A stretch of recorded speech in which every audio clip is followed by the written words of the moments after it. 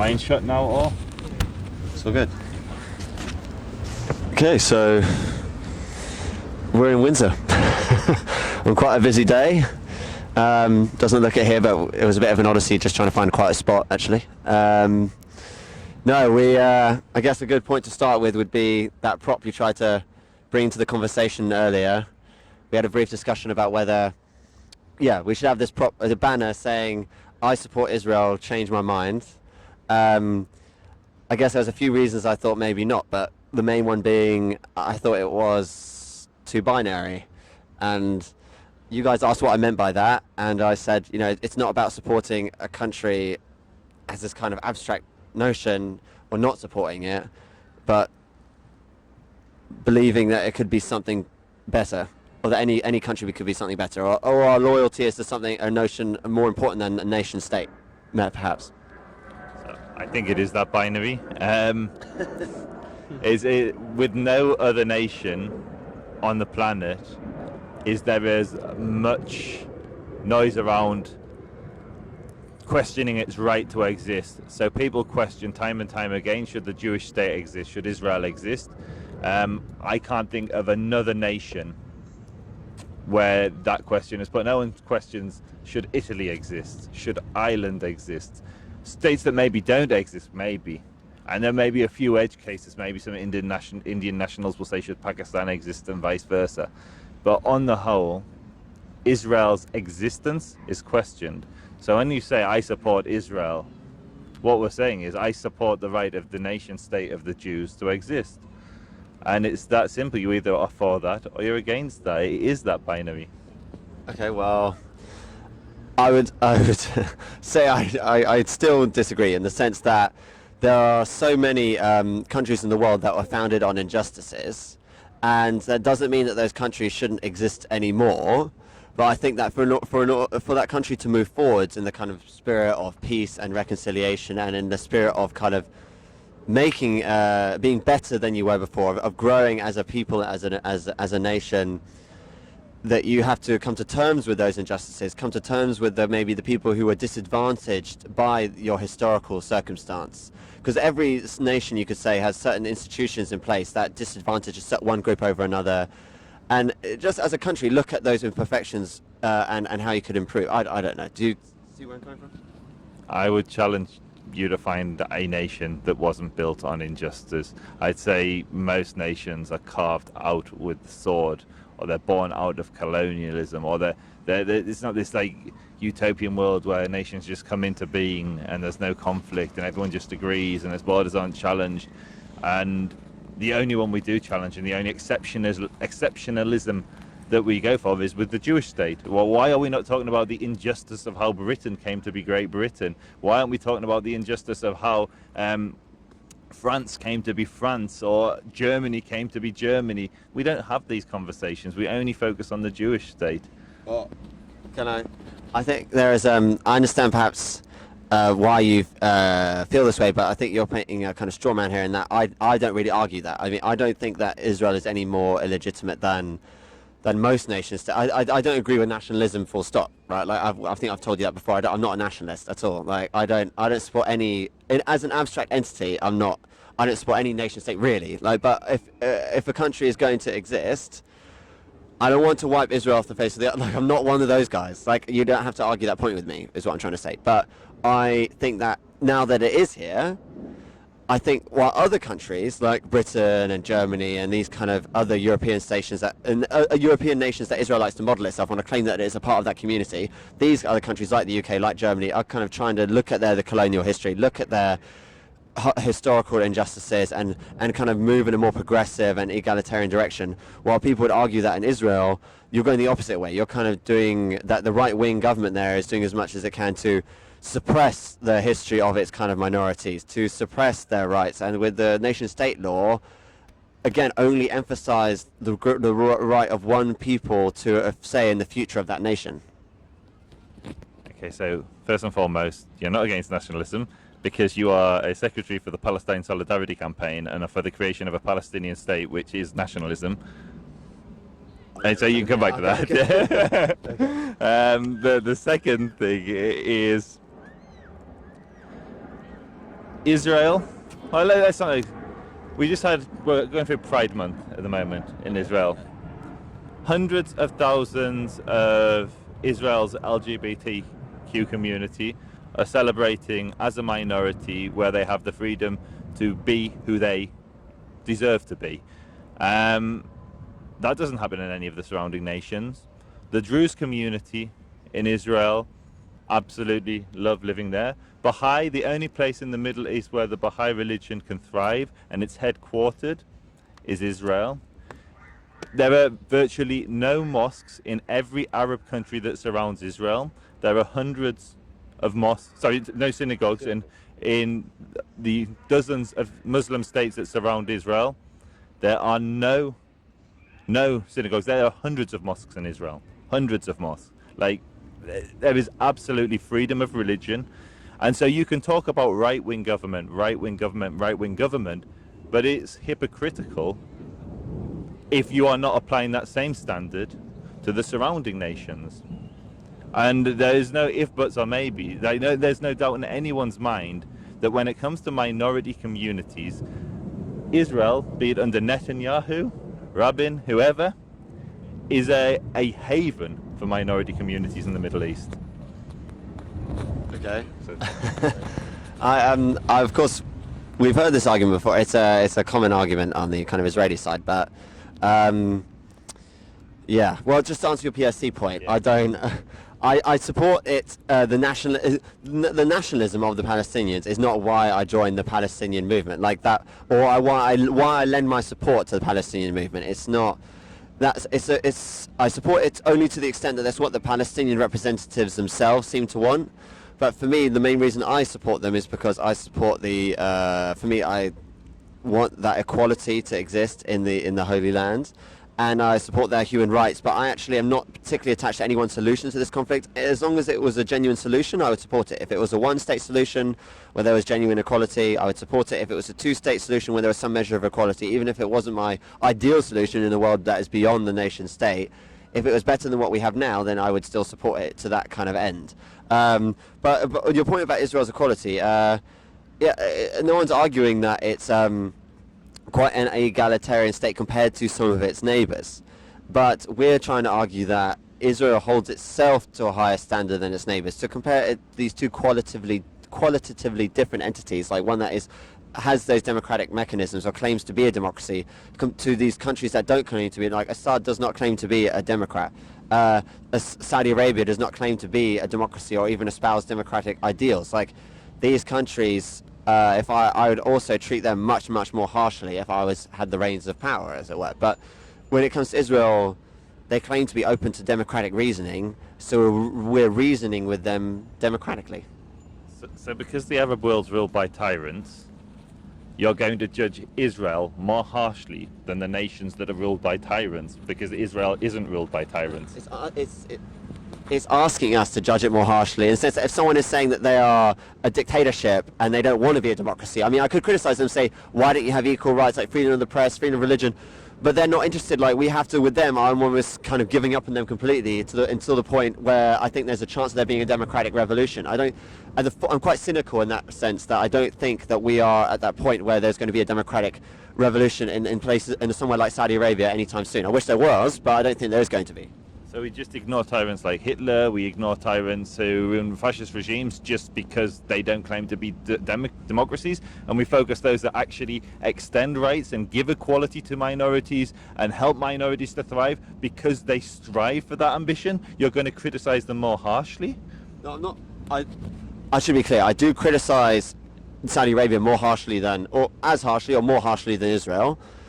But Saudi Arabia is not the focus of this discussion, and B, I'm saying that Saudi Arabia, I'd criticize it on the abstract level, but I'm saying in practical terms, I don't think there's as much that could be done practically, because I can ask Israel to take those kind of practical steps that it seems to support on that kind of abstract level. It says it's a democracy. It says it wants to live up to those democratic ideals. I can't say to Saudi Arabia, like, what are you doing to expand your press freedoms? Because it doesn't claim to have those ideals. It would say, why should we expand our press? We don't claim those principles. So I'm saying on a practical level, there's not as much I could ask a country like Saudi Arabia to do, because we're not on the same wavelength. You know what I mean? And with somewhere like Nazi Germany, again, we had the chance to topple Hitler's regime because there was a war. We were at war with the Nazis. We had the chance to topple them that way. If we lived in a World War II situation where we had a country like Nazi Germany to deal with, I mean, I could say I was opposed to them, but I wouldn't go on a diplomatic mission to Nazi Germany, let's say. We would call these people kind of appeasers today because we think that their efforts were utterly futile, don't we? We think that by going to and trying to appeal to someone, to the reason of someone like Hitler was completely pointless because that man was without reason. He was a megalomaniac, right? Like. Completely agree, but I can see Bo trying to get in on the conversation and we've been hogging the mic, so that's that. Sean, we had one conversation where a point you made, I made the same point, and I made the point that Israel is constantly judged more harshly than other Arab nations, and that compared to most Arab nations, Israel is a shining example of liberalism and democracy. But you made the point, which I think is a largely valid point, that compared to European countries, it may not stand up as well. And partly, I can understand that we don't have nice mow the lawn kind of neighbours that Denmark or Sweden has, but certain things that seem to be acceptable in Israel at the moment, such as such as the nation-state law, which Netanyahu interpreted as explicitly saying Israel is not a state for all its citizens. It would be unthinkable that somebody would say in Britain that the UK isn't a country for all its citizens. So that's not what he said. The nation-state law says only Jews have the right to self-determination. Only Jews have the right to self-determination in the land of Israel. That's what he says. I think that's what the nation-state law says. Yeah. I've got here a quote from the Guardian, which a quote from the Guardian from Netanyahu. Israel is not a state of all its citizens, he wrote in response to criticism from Israeli actor Rotem Selah. According to the basic nationality law we passed, Israel is a nation state of the Jewish people and only it. Read the statement in full, because that's only half the statement. I'm just pulling it up. I only got the problem when you read the Guardian, you only get the cherry pick version. Yeah. Those dastardly left-wing journalists.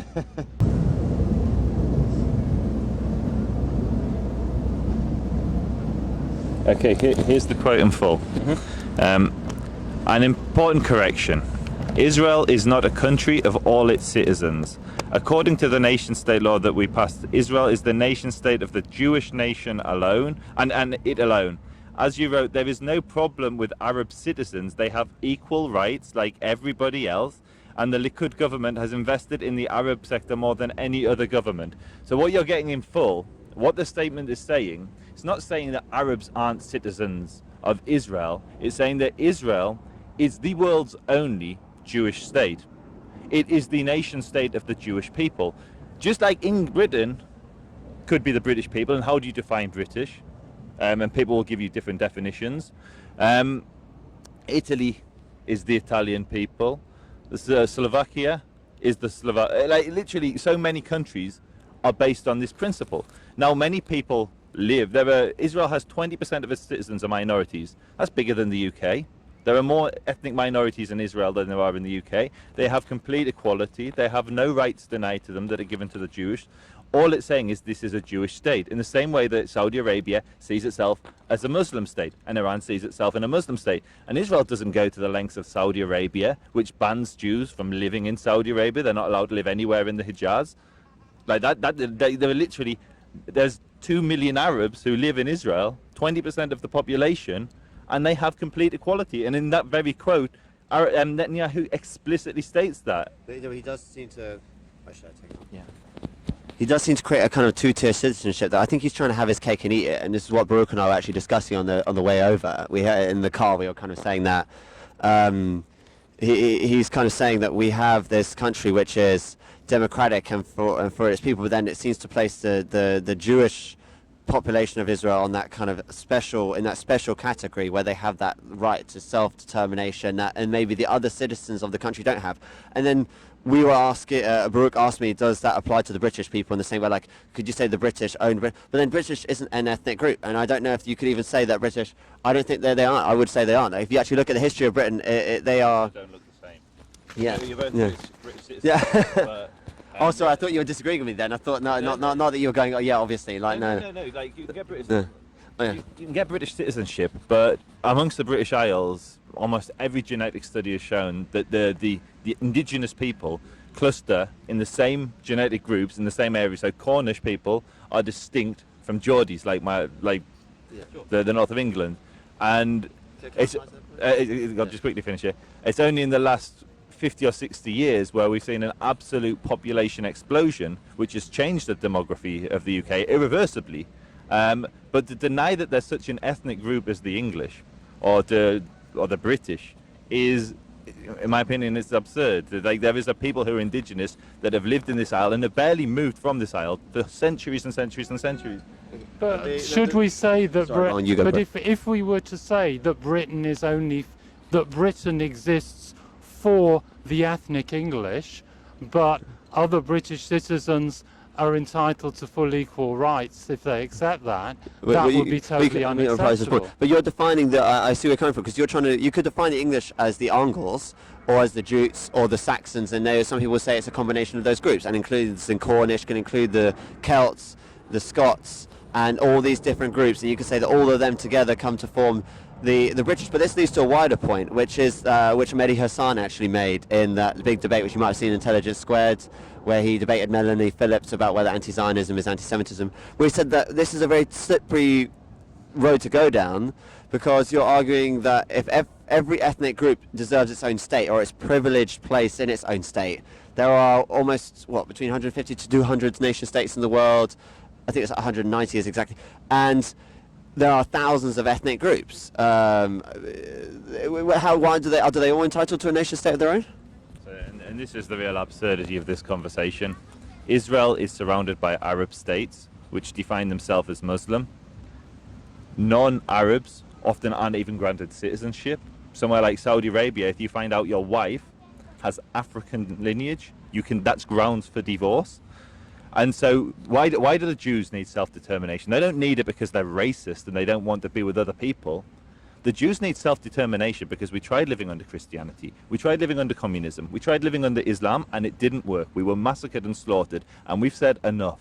We tried for 2,000 years to live at the mercy of our host nations, and sometimes it was incredible and sometimes it worked. There were khulafa, caliphates that treated the Jews incredibly kindly, and the Jews rose to prominent positions and thrived within those caliphates, and there were caliphates that persecuted their Jews. There were Christian nations like King Kazimierz in Poland who welcomed the Jews into his nation and saved them from persecution, and then there were Poles who slaughtered the Jews on the streets. And so we've said enough. We can't tolerate this. We need self-determination. We can't rely on the mercy of other people to save us, because sometimes they do and sometimes they don't. And so we're taking that into our own. So when it talks about self-determination of the Jewish people, it's not a racist proposition. It's against racism that the Jewish community has faced. Basith, do you want to step in? Yeah, I want to agree with the point that you said, definitely. When the principles of Islam were practiced well, you did have a good coexistence. Unfortunately, that's not always the case. But you've had that thing. You've had, obviously, Islam's a much larger faith, so you've had intersectarian differences. It was actually, you look at the roots of the Crusader conflict was down to the fact that there was a removal of a Sunni Khilafah. Then there's a Shi'i Khalifa who was a little, you could say, psychotic, I suppose the best word, to do that. And then that kind of kicked off a very, very long and old conflict. The problem for me is, while the point that, it didn't work out very well in certain periods of history for the Jewish people, you can't deny that, history's there, right? The problem was, it wasn't a vacuum that the state of Israel was created in. And the problem that we have now is that question from a Palestinian perspective, still hasn't been answered. If there was some, whether, I mean, look, I mean, the more I've looked at the two-state solution, the less viable it seems now, because it's just, who's really backed it from an Israeli perspective? At the moment, the status quo is, yeah, it's a nice idea, let us carry on expanding occupation, right? Just it won't work, right? For me, right? Realistically, that's what's happened. The problem is there are other people there, and the argument would be, whether they might be a unified ethnicity or whatever, right? There's people who lived there for a very long period of time, and I'm struggling to see how it's fair to say, your people may have had no historical connection to the land, but because of your faith or because of a faith that you've signed up to or your family signs up to, you can come, right? Whereas if your people live there for centuries, you can't come, right? If you're there, we'll let you live there, right? That for me, I mean, I'm struggling to understand that, but you often have answers for these things, so I'm interested to listen. Yeah, you feel a bit like a bit of a smart aleck, and you have an answer for everything. Yeah. But I do. And so the two-state solution, what a noble concept. 1937. So let's talk about the pre-67, 1949 armistice line, which most people that advocate for a two-state solution are advocating along. Sure. In 1937, the Palestinians, the Arabs, were offered land 1,700% larger than the 1949 armistice land. Mm-hmm. They rejected it. Sure. Wait, so it means 170%? 1,700%. 169 something percent larger. So it was the Jews got a tiny little sliver in the 37 proposition. The Arabs got all of the West Bank, Gaza, and Transjordan. Huge. They rejected it, and that would have been a tiny little Jewish state. The Jews would have accepted it. 1947, UN partition. Arabs were off, I think it was either 100 or 200% larger amount of land. I think it was 100% larger land than the 1949 armistice land agreement lines. They rejected it. 2000, Camp David Tabor. The Arabs were offered, I think it was 93% of the what would have been the 49 armistice lands. They rejected it. 2008, Ehud Olmert. He offers the Palestinians 93% of the land again, plus 7% of Israel, but 7% of it, so it comes up to 100% in total of the land with border swaps, land swaps from Israel. So in every instance where the Palestinians, the Arabs, would have had vastly more land, slightly less land, or even more land, or the same, they've rejected it. The Arabs have rejected the two-state solution time and time again. They've never offered a two-state solution. The offer has always come from Israel, always been pushed hard by Israel, and always been rejected by the Palestinians. And so it's very easy to say, like, we see the two-state solution disappearing. You're right, it is disappearing. You're absolutely right. The two-state solution is becoming more and more impractical. When you drive through the West Bank and you see Israeli infrastructure and you see communities that have now been there for 3 generations, like, yes, a legitimate question, like, is the two-state solution dead? But if it is dead, it isn't the Jews that killed it, it isn't Israel that killed it, it's the Palestinians. You're saying that the Arabs rejected it as if they rejected it in a vacuum. I think if you look at the history, there were extenuating circumstances. There were questions about the status of Jerusalem, the status of the refugees. There are a lot of people who remember where they are still alive, and they remember their homes in the land of Israel. And the Palestinians are right to have, they didn't necessarily reject these deals. They sometimes made counter proposals saying, okay, we like the kind of general outline, but can you answer our questions about refugees? Can you answer our questions about the status of certain sites in Jerusalem and things like this? And then there are certain right-wing elements within Israel who haven't liked being asked to answer these questions or have not wanted to. So Ehud Olmert, 2008, offered the Palestinians East Jerusalem. He said the old city shall be shared for all people. It should be an international set up. What the Palestinians do in their newfound nation with the right to return is completely on the Palestinians. It's not that Abu Mazen said no. It's not that he said these are the conditions on which we will accept the Palestinian state. He didn't even respond. He didn't give Olmert a response, and so it's well documented. Olmert's on record, Abbas is on record. It's not that he said no, but it's dependent on the refugees returning. It's dependent on the Jerusalem. No, they just did not. They didn't accept it.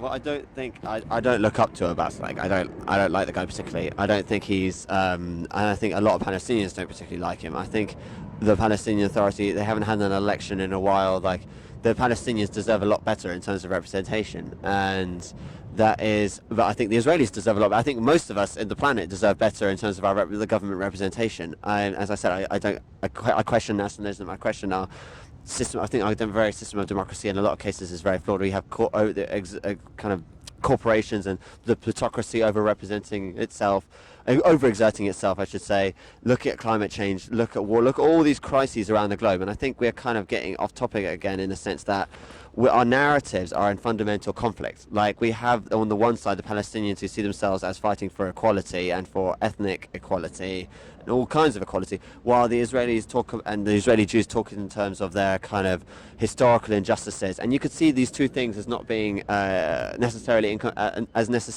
incompatible. Like the Jewish people have suffered throughout history, but most people, most ethnic groups, most religious groups have suffered throughout history. They've been on the receiving end of one war or conflict. And I mean, the English could say to the French, like, look at how you've treated us throughout history, or vice versa. I think you have to just kind of, going forwards, try and make the world a better place and try and acknowledge the narratives of all the different peoples. And just to hear me out, my last point would be that if you use this logic that this country should be for us, then other people could make that argument in different countries. Again, as I was saying to Brooke in the way, like if you start that logic of saying that Israel is a country for the Jewish people, then you could have people in other countries start, you justify it, you set the precedent that people in England say that this is a country for the English, and that by definition will exclude you. If I'd prefer a world where all people felt welcome everywhere, and you try to create that world, well, I would argue for the right of the Jews to equality in Israel, but the right to the Jews to equality everywhere, and my right to equality here in every other place. Why can't we just fight for equality on every front, on all fronts? I'm not the press secretary or the Reading secretary for the Palestine Solidarity Campaign. You have chosen a cause, and you're not fighting for equality everywhere. You're fighting for equality in the West Bank, Gaza, and Israel. That's where you're fighting for equality. That's where you've drawn your line in the sand. That's your. I would No, but it's all very good when people say, like, I just want equality and utopia and I want everybody to be happy. Yes, everybody wants everyone to be happy. The road to hell is paved with great intentions. But yeah, just on the point, because like I said, it would have made sense to me. Or it couldn't have made sense to me, but yeah, we'll let the plane cross, that's fine. One thing is Allah subhanahu wa ta'ala, he does not want you to make this point. That's patience, brother, patience. Okay. Yeah. The offer in modern history, for sure, the idea that there'd be a near withdrawal from the West Bank and a relinquishing of control of the Old City and East Jerusalem for the Arabs, right? I mean, paper sounds like a real good deal, right? The issue from a Basith's perspective, I'm just looking at an article. The article's based in 2015, but it was an interview from Mahmoud Abbas. He mentions that the reason why he didn't sign it is he wasn't allowed to study the map in detail. It was more like, this is a great deal, you need to sign this now. And it's like, but let me have a look at it. I need to go back and talk to people. It's like, no. I saw the map. Right? It was a little squiggle on some paper. It was the starting point for the conversation. Sure. Like his point was that the conversation was going well. So the kind of picture that you painted initially, I think it's a bit unfair. I mean, I'm not necessarily a fan of Abbas either, but you got to be fair to the guy to say that, look, both of them are saying this sounds like a good deal, we could sell this, right? But you need to give me some time to sell it. So nope, you need to get it now. The reason why other stuff was going on with Elmer's own corruption scandal, all that kind of stuff, he needed to get this deal pushed quick, right? And Abbas couldn't get it signed unilaterally. It's a big deal, right? So I think it's that sounds like more of a situation of circumstances rather than of willingness. So the idea, this idea that the Palestinians have always had no real interest in accepting a reasonable deal. Look, it could have been, I'm not going to lie and say I don't know, I'll be honest, right? It could have been true historically. I think initially, but the Palestinian mindset said, look, these people have come over here, right, the historical enemy, whatever, they've taken their land and now we need to accept them here. That might have been a bit of a tough pill for the Arabs to swallow. Now, 50 years later, the idea that they're there, right, they're not going anywhere, is more of a reality they have to deal with, right? So I honestly, from where I'm looking, that actually seems like a very unfortunate circumstance, because that's the best deal that they've received in a very long time. Yeah, no, I mean, there's been a lot of good deals, and every time there's a very good reason for why they've said no. They always say there's a good reason for why they said no, but they've always said no. And however bad the deal has been for Israel, Israel has always said yes, and I think that's the distinction that many people miss. I think there's an element of bad faith, though, I think, in the sense that people feel like Israel's presenting this offer, but then the reality on the ground might not be changing. They might still be expanding the settlements. Like for decades, they've been funneling more people into the West Bank. The government has been offering incentives in terms of housing and benefits to the people who choose to live in the West Bank. Like I saw a documentary where they interviewed this woman who was very blunt about it, saying that, I'm not particularly ideological. I've just come to live in the West Bank because it's cheaper here. How does that look when you have a government that's incentivizing that kind of thing, when it's on the one hand saying that we want peace? Look, I don't think, to answer your point about how I chose to support the Palestinians, you can support in principle, or you can state that you believe your own worldview to be consistent, that you support the equality of all peoples. But that doesn't mean that on a practical level that you can fight simultaneously for the equality of all peoples. Like, you have to kind of pick a few struggles. Like, it's not just the Palestinian stuff I do. I mean, I'm a parish councillor for the Labour Party, so I'm trying to represent my local... Yeah. I'm trying to represent my local community in that sense, and just kind of on local issues, like we're going to expand our parks, we're going to try and do stuff for the environment, which brings me on to another thing. I'm a forest school teacher, and I try and do... to teach children about the importance of protecting wildlife and about identifying tree species and planting trees and bug life and how we shouldn't flip over logs all the time because there might be some wood lice under there. And we have these key issues that maybe we know a bit more about or are close to our hearts, and we fight on that front. Some of them are more niche, some are more universal. I would say we'd all benefit from a better environment. Like, that's not partisan. So I don't think I'm necessarily from a personality, in terms of my personality, I'm not a partisan person. I wouldn't think of myself as a partisan person. I'm sitting right here with you right now. I'm not super partisan. But I think you have to sometimes, this is part of the issue that people have with Israel. Yeah, you can criticize the Palestinians, and partly the Palestinians are actually a vassal. You could say their leadership are kind of in hock to Israel. They are not really an independent entity. How they are now, the Palestinians, and how representative they are means that when a Palestinian state was formed, the Palestinian government a genuine Palestinian government might look very different than whatever their representatives say now. But can't the Israelis just sometimes, or the people who support Israel, show that kind of amount of introspection where they don't talk about other people and just say, look, we can talk about what we can do to expand the rights of minorities in our country, and have that kind of positive conversation, because the negativity coming out of Israel, there seems to be a lot of negativity at the moment. Quick thing, I wish people cared as much for the Jews in Israel as they care for the wood lice and British forests. But on a more serious thing, you keep on talking about rights. What rights are Arabs in Israel denied? Okay, I'll answer. We can look. Netanyahu plays quite a neat trick with saying, "Oh, we've invested more in the Arab sector." I would ask him to show me his metric. Is he talking about in real terms? Is he talking about as a visited Nazareth recently? Nazareth is booming. Yeah. But you have to ask yourself: is he talking about in what terms, and is it relative to before? Because in certain parts of Israel, the average investment in the Arab school in the one district and the Jewish school in the same district could be wildly different. There's not total equality in that sense. So yeah, it might improve. Just because it's improved does not mean there's no issues. You see what I mean? What you're saying isn't true. So how Israeli education works is that the amount of revenue that a municipality raises is what then goes into its education. So those that get the least are those that are generating the least. So as a community like, say, Nazareth brings itself out of poverty, or an Ethiopian community or a Haredi community, which are typically some of the poorer communities in Israel, as they begin to contribute more to the economy, their education is lifted. It's not a discrimination, it's not a right that's denied to Arabs. Again, nothing you've mentioned is a right. So we keep on talking about rights. Can I have one right, just one right, that Arabs... Can I ask you a question? So I just want to ask you a question. So you don't think that government... I was going to talk about other points, but you don't think that the government, where Israel's government is supposed to be acting kind of impartially or designating funds to different communities, you're saying that it's only based on economic factors? They're never saying that one community or...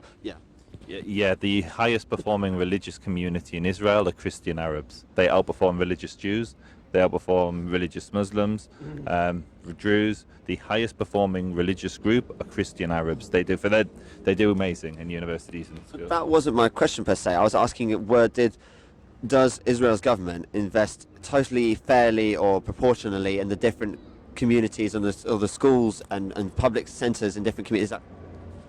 Yeah, there is no law that says that less money should be given to Arab neighbourhoods. How it works is the taxes raised from a neighbourhood are what's invested in that neighbourhood. So a city like Beersheba will be doing less, or a particular community in Beersheba will be doing less than a community in Tel Aviv. It's based on how many taxes are raised. Now, it's not a law that says this ethnic group gets X and this ethnic group gets Y. This religious group gets X and this religious group gets Y. That's not how it works. Okay, sorry.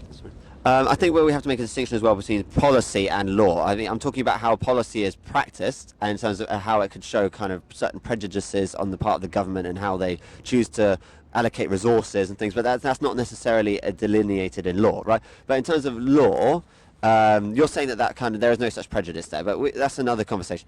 But in terms of the law, I think that we have things like the law that says, for example, that allows Jewish people to go and settle in the West Bank and to build in the West Bank, and these kind of, especially in these quote-unquote disputed areas or areas that Israel defines as disputed, were privileged. Like, you could not go as an Arab from the West Bank, or even as an Israeli Arab, and start an outpost or a settlement in the West Bank and exploit kind of Israeli land laws around that issue. While as a Jewish person, you absolutely could. I mean, do you dispute that? Surprisingly, yes. So an illegal outpost is an illegal outpost. It's not allowed by Israeli law. So if the Jew creates an illegal outpost, they are breaking Israeli law by its very definition. If you go to somewhere like Ariel, which is a Jewish settlement, you'll find Israeli Arabs, Israeli Jews. They live there. They attend the university. They've got a bigger university there. So are you telling me that if an Israeli Arab was to create a settlement in the West Bank, the Israelis would allow it to stand? Probably not. I agree with you. But they also don't allow the Israeli Jews to build illegal outposts. The IDF smashed them. I know people who've had their homes smashed because they created illegal outposts. They don't have electricity in these things. They don't have water because the state refuses to hook them up to these services. They are, by their very definition, illegal. But eventually they are legalized, right? Like, these settlements eventually find that kind of legal justification. Yeah, as are many illegal Arab structures that are built without permission in the West Bank and in Israel. Yeah, some of them are legalized, some of them are torn down. But if you look at the legal, like the rate of conviction, for example, for people who do these kinds of settler-related crimes, if you like, when people go and build land in the wrong places and then ask for legal justification later, or people who commit crimes in terms of throwing stones, or if an Israeli Israeli settler commits a crime against a Palestinian, the chance of a conviction is dramatically lower than if a Palestinian goes. And you, for example, see a situation where a Palestinian youth will go into a military court while Israeli civilian youth would not. And that's exactly true. And the only solution to that is for Israel to declare sovereignty over the West Bank and make all the Palestinians Israeli. Because otherwise they're not Israeli citizens and they're not tried in the same thing. They don't vote in the same elections. They vote in Palestinian Authority elections. Sorry. I can talk forever, so I apologise.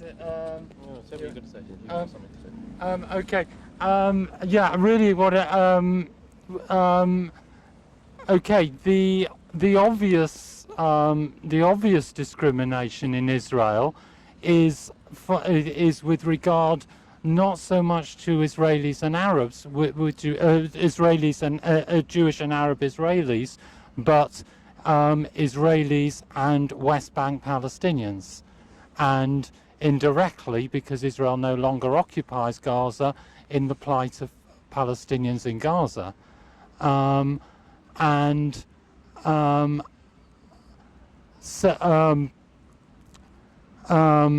So how do you respond to what I would consider are very legitimate worries, and they're not entirely Israel. It's not entirely Israel to blame, about how Israel, since the Six-Day War, has not given Palestinians either equal rights in Israel or independence, or until the Oslo agreements limited autonomy.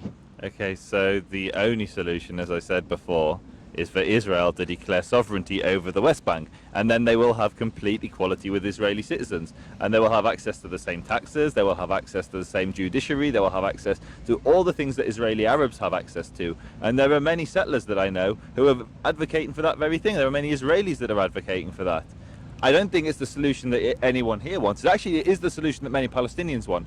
Many Palestinians, when you go to Ramallah and you meet them and you speak to them, tell you they would rather live under Israel than they would under the PA, because they see Israel throwing its prime ministers and politicians in jail for corruption. They wish they could throw Abbas in jail. They wish they could shake off Hamas.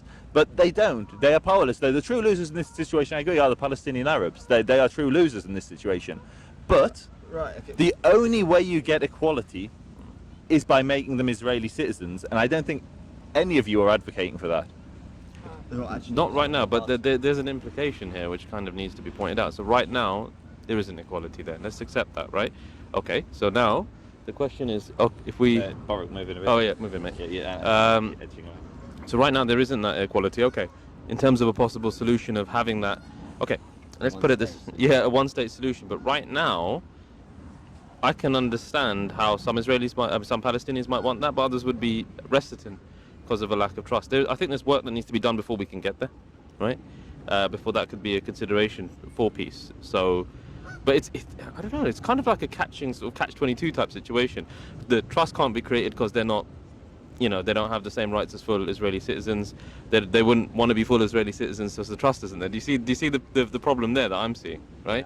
So I think that is what we actually do need is somewhat of a shift away from, I don't know. I mean, look, Joseph, when I speak to you, I don't get that sense of that very, Sean's discussed about that right wing within Israel that makes it very clear they don't want the Arabs there, and it's that kind of, and there'll be a reciprocal on the Palestinian side, right? So I think that issue needs to be dealt with first, doesn't it, right? That idea that no, this can be a little bit more of an inclusive state, while for whatever reasons the reason d'etre of the state is to allow Jews a peaceful place to live because of historical persecution, etc., etc. So I think this work that needs to be done before we can once again have conditions for peace. Yeah. I just want to back up. Maybe I've got the wrong partners on both sides right now. Yeah, I want to back up what Basith is saying, which is that there has to be trust. And if you don't mind me saying so, you seem to think that you're representative of Israel, and I wish that you were, in the sense that you come. I mean, I might disagree with some of your views, but you're willing to sit down with me, treat me as an equal, and we can be respectful of each other. While there are people on both sides, Palestinians and Israelis, who wouldn't. They wouldn't sit down with. There would be a lot of insults and even aggression. And you're saying that you would give us equal. You hear a lot of people within Israel, and particularly within the kind of the right-wing settler movement, who say, we want to annex the West Bank. So I'm just getting over a cold, so a bit. But the West Bank, yeah, I'm trying to spread it to the yeah, exactly. I'm going to sneeze at him in a minute, but yeah, they say that we want to annex the West Bank, but then when we do that, we still don't want to give maybe certain Arabs voting rights, and we want to kind of have our cake again and not eat. If what you said was true about they want to annex the West Bank. And then I'm sure some Palestinians again would say, I know some Palestinians, like even Ali Abunimah, who was the editor of Electronic Intifada, right? Like, he disagrees, but yeah. the editor of Electronic Intifada, he said, we should just totally let the Israelis annex the West Bank and see what they give us. And if they don't give us what some of the more progressive Israelis say they would, then we should launch a civil rights struggle within Israel. Like, if they annexed the West Bank and dropped any pretense, and then still didn't give us voting rights on this thing, they would make the kind of apartheid claim very clear-cut, very simple, and we could bring our case to the international community in a way that would perhaps garner more sympathy, in a way that would be less, murky, and, have this kind of really divided... I mean, you can see the way the Israeli-Palestinian conflict affects political narratives around the world. Look what's happening with the Labour Party. People... It's affecting one of the it's the cause of one of the biggest political stories in this country at the moment. In a sense, it's connected to one of the biggest. You could argue that, right? It affects the Israeli-Palestinian conflict affects so many things, And it makes so many issues more murky than they have to be. If we could solve it, it would solve so many things between the Jewish community and the Muslim community. But then I'm going to ask you one question, because that's just rambling. I'm going to ask you a question. If Israel was to annex the West Bank and didn't give them voting rights, would that change your perception of Israel? But in the other scenario, if they did give them voting rights and equality, as it were, and then there was an Arab majority within Israel, how would you handle that and your vision of Zionism? So first and foremost, there wouldn't be an Arab majority in Israel if Israel were to annex the West Bank. There aren't as many Arabs living in the West Bank as the PA and Gaza. I can't see a world where Israel would annex Gaza. Like there's a proposal called the New State Solution, where they talk about giving part of the Sinai in Gaza and creating a new state there. There's talk about giving it to Egypt. There's talk about remaining Palestinian, but there is no talk of Israel taking Gaza.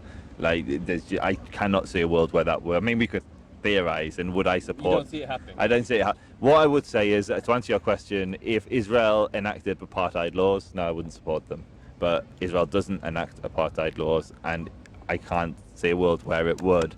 And I also think one of the things that really makes water so murky in this conversation is there are more journalists stationed in Israel per capita than anywhere else. Now, journalists don't write nice stories about how everything is wishy-washy, because that doesn't sell papers. They're looking for negative aspects of what's going on there, and it's a very safe place for them to live. It's a war zone which isn't a war zone. They sit in 5-star hotels. They sit on the balconies drinking margaritas, hanging down in the nice bars on Ben Yehuda Street, and they live a very, very nice life. The journalists who are stationed in Israel. But they paint a picture which isn't the reality. And it makes us think in the West, depending which side of the fence you sit on, the Israelis are all apartheid-loving, racist, aggressive, violent people, or the Palestinians are all terrorists and evil. And the reality is, when you go to Ramallah, when you go to Hebron, and you meet the settlers and you meet the Palestinians, you realize the overwhelming majority of people who live there are good people, normal families who want peace and security for their children. Some of them may be ideologically driven, but on the whole, in my experience, and I've met a lot of Palestinians and a lot of Israeli settlers there. My sister is in Eilat right now. So. Yeah, they're all really nice people. And I'm not just talking like Eilat or Tel Aviv or like Israel, like what you would call proper. I'm talking like the settlements. I'm talking the places where everyone's supposed to be gun-wielding, violent, ultra-religious nationalists. And when you speak to these people, that's not the reality. And it's the same with the Palestinians. When you go to Ramallah, when you go to Bethania, there is so much misconception, because we read things like the Electronic Intifada or the Israel Advocacy Movement, or all these outlets which push particular messages. But what we don't see is the reality on the ground. And on the ground, most people are good and they want peace. And the Israelis are democracy-loving, normal people. And I'm sure, given the chance, the Palestinians would be democracy-loving, ordinary people, but they're not given democracy. They're denied it. Talk about what we're trying to achieve, about this dialogue between. We used to talk about what we're trying to achieve, about this dialogue between Zionists. Okay, one thing that I feel, this would actually be changing the subject quite a bit. In what regard? I mean, maybe let me explain. I'm kind of trying to give you. Because I'm thinking. Okay. Do you want me to explain how I'm kind of trying to give you an intro here? Yeah. Okay. I think he's not following my trail of thought. Sorry, guys. Basically, what we've been trying to do, but why we've been kind of become friends and we've been meeting up over the course of like 6 months now, or where we've been meeting regularly, haven't we? Regularly. Is that it's not so much Jews and Muslims necessarily, right? You're saying most Jews and most Muslims, like most very broad categories, like there's so many hundreds of millions of Muslims in the world, so they, in whatever country they live, they're just normal people who want to sit there and get on with their lives. And the people who are ideological of any community, politically or whatever, they have their narrative and they stick to it. I think on both sides there is perhaps this issue where people on the left, they have the good Jew, bad Jew thing. I do have an issue with this. This is one of my main issues with the left, is that you might disagree with Zionism, But to only want to engage with the non-Zionist Jews or anti-Zionist Jews is mean you're only going to engage with quite a small subset of the Jewish community. Well, and you're to the choir, aren't you? yeah, you're not going to engage with a representative sample of the Jewish. If you want a representative sample of the Jewish community, you will get the odd Zionist. Like, that is, and you have to know how to talk to them in a way that doesn't completely dehumanize them, right? Like, you might disagree with them politically, but you should be able to understand the historical circumstances which led to Zionism being born, why an individual Jew might be Zionist. Like, I don't agree with Zionism, but I know what Zionism meant to my grandmother, for example, who wasn't particularly religious, wasn't very political even, but it represented to her this idea that even after the Holocaust and all this suffering, that there might be a silver lining to it all, that there was at least Israel waiting at the end of it, you know? That kind of very, quite wishy-washy but positive kind of idea of Israel that existed in her mind. You know, the Zionist isn't this kind of monolithic, very binary, like the devil kind of thing, you know? But then I would ask the Zionists also to think of that. Like, not all those Palestinians who are critical of Zionism, who only see Zionism in that sense of how it has affected them, how it has affected their community, that isn't positive, you know, that you should learn how to engage with them. And those people on the left, just like how we have to look at Zionists maybe and see their humanity and why they are the way they are. Don't look at the left-wingers and who have said one anti-Semitic thing maybe, or think something that could be anti-Semitic without them intending it to be, but because of a lack of education on their part. But then not try and see where they're coming from, and just kind of disregarding whole sections of the political community or religious community in this country. And we need to have that dialogue between, and this is what Brooke and I are doing, between those kind of left-wing people who are construed as anti-Zionists, if you like, and those Zionists, because I think it's not necessarily Muslims and Jews that's the problem, it's anti-Zionist and Zionist dialogue. I think there's no dialogue between Zionists and anti-Zionists. If I can quickly go, I think one of the things that I feel is missing from the whole conversation about anti-Semitism in the Labour Party, and is that we're having a discussion all the time about anti-Semitism when anti-Zionism, which in some forms can be anti-Semitism and is often seen as anti-Semitism, is the elephant in the room. And what we need to be having a conversation about is how to criticize Israel. What are legitimate criticisms of Israel and what is demonizing Israel or delegitimizing or basically what is I'd say the difference between criticizing Israel and demonizing Israel. Okay, so I'll let the plane pass. Sure. You have to explain that in the edit. We paused because there was a plane. So, hands up if you support Antifa. Anti-fascists. Right, but the Antifa with a capital A as like the organisation or the concept of like stopping fascism, no dialogue with Nazis, that kind of a thing. Well, I'm an anti-fascist. Yeah, okay, perfect. That's all I needed. So the left has a no platforming policy with Nazis. I went against that the other day and did a debate with Mark Collett, who's the leading neo-Nazi in the UK. He's got hundreds of thousands of followers. Sure. And I realised what a futile waste of time it was. Why? He brought thousands and thousands... Why was that? He brought thousands... to know. Because I'm sure he'd have as low opinion of me as he would of you. So. No, definitely. Although he blames me for you. He thinks you're here because of me. The Jews want to dilute other countries while getting their own ethno state. Yeah. And so... the reason it was a mistake was you can't change your reason with these people. They want to kill Jews. Well, that's a really low plane, so I'm going to wait a minute. You're on the flag path. That's really good. But you're not going to compare the left to Nazi, are you? Oh, wait there. No, seriously, I can see that knowing grin. Like, And so you realise what a futile exercise it is, because this, like, I felt within minutes there were thousands of Nazis on my channel advocating for genocide against you. 1488, Jews to the gas, we're coming for you, Kai. The worst racism you could imagine. Wow, okay. And there was no reasoning. Every time he brought a fact, I showed his fact was also, I would say, as an example, the first communist government was 85% Jewish. Sure. There was one Jew in the first communist government, Trotsky. We know every single person who sat in the first communist government, but it doesn't matter because he jumped straight on to another point. Why? Because his hatred isn't about facts. His hatred is about hating Jews. It's irrational. Yeah. It's led by hate rather than reason. Thought. And with modern left-wing anti-Semitism, of course, Alan Bull, who puts up a Holocaust denial post on Twitter, isn't Mark Collett. He's not advocating for genocide against Jews, but that's not the point. It's what would come, what positive thing would come from engaging with someone who denies the Holocaust, who pushes for classical anti-Semitic tropes. You're not going to educate them. All you're going to do is give legitimacy to their argument. Look, we're having a debate, we're having a conversation.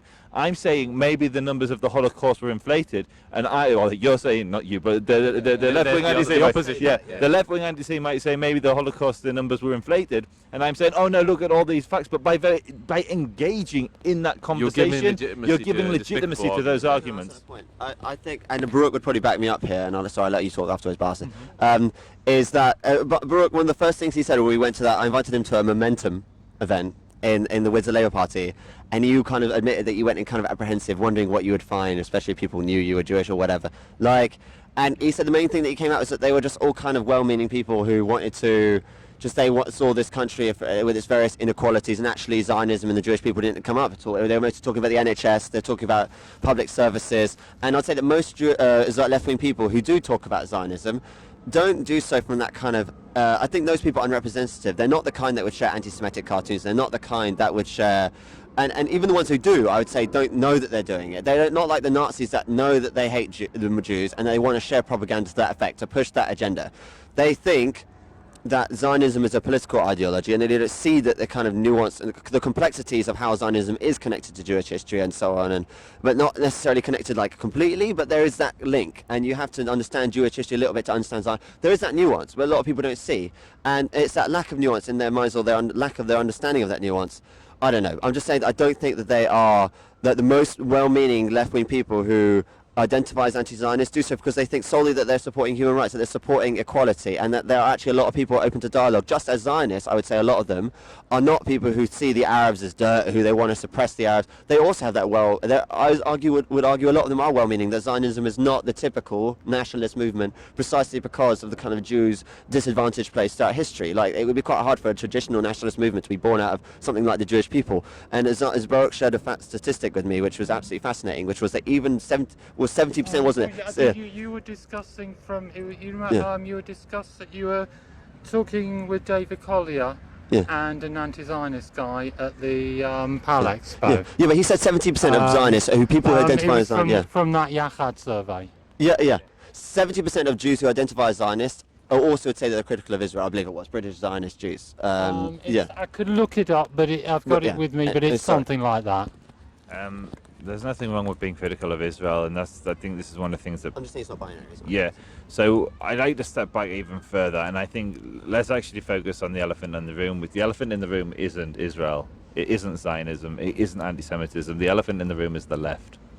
And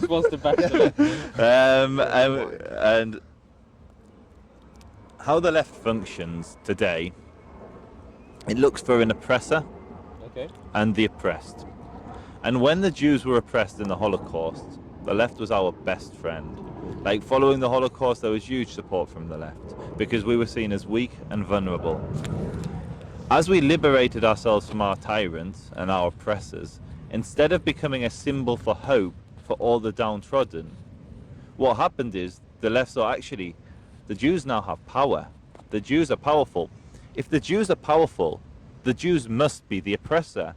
And all of a sudden, it's switched, and the Jews have gone from being the oppressed to the oppressor. And the reason this happens is the left looks at the world in a binary, and it's looking for good people and bad people. It's looking for the rich bourgeois class, and it's looking for the poor downtrodden proletariat. It's looking for, and it's shifted, and it's moved into skin colors now. So if you've got a lighter skin, you're an oppressor. If you've got a darker skin, you're an oppressed person, which is absurd. So when you look at the world through this binary, it creates a very dangerous reality, because God help you if you are ever oppressed and you overcome your oppressor, because you will be the next tyrant that the left comes for. And so my issue is, and it goes even further than that, the left has moved to a place now where it has its 10 commandments. Thou must care about the environment. thou must love Palestine and hate Israel. Thou must be for and it's literally. I'll give you a classic example: abortion.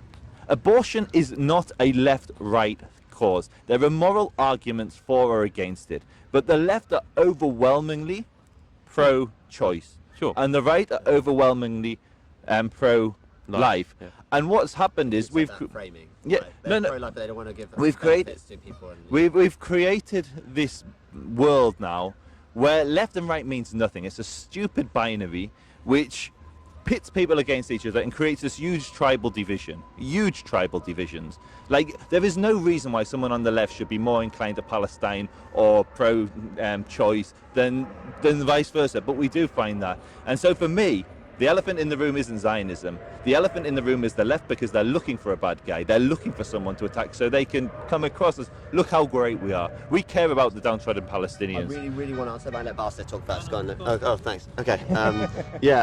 Sorry, man. I feel like I've dragged you out of the way here for nothing. Well, you're more left No, look, I see what you're saying, but I think, again, that is, you're kind of being binary, and if you mind me saying so, but I define the left in that way. I think people of any kind of a tribal grouping or of any political grouping, especially when they're kind of new to it, will kind of not see the nuance. They will just will have revel in their newfound identity and want to be part of that in-group and show that they're more left than left. And because people, with so many psychological studies have shown that there are people get a massive amount of meaning and satisfaction from being a part of a perceived group, an in-group, right? Like, and they have an identity and they want to really feel like they belong to that identity in that group, and they don't want to see that nuance. I mean, people who are really secure in themselves maybe are more happy existing outside of those binaries, or I don't know, but I don't want to be too psychoanalytic about it. But I'm saying that the left, I see where the left is coming from, but again, you can't look at it as the left is made up of individuals, and as an individual, I generally support that left-wing dialectic that